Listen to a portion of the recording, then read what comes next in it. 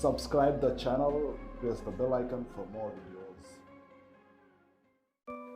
Hello दोस्तों, आज मैं आप लोग को सिखाऊंगा कि राशन कार्ड का स्टेटस कैसे चेक करते हैं। सबसे पहले एक ब्राउज़र खुल लेते हैं। चलिए मैं क्रोम खुल लेता हूँ। क्रोम में टाइप करेंगे EPDS और हम लोग के सामने बहुत सारा रिजल्ट खुल कर आएगा।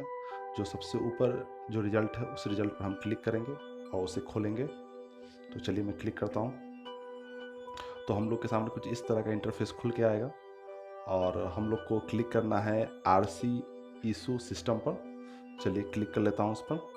उसके बाद कुछ इस तरह का इंटरफेस खुल के आएगा। हमें क्लिक करना है एप्लीकेशन स्टेटस पर। चलिए वहाँ क्लिक कर लेते हैं। तो हम लोग के सामने कुछ इस तरह का इंटरफेस खुल कर आएगा।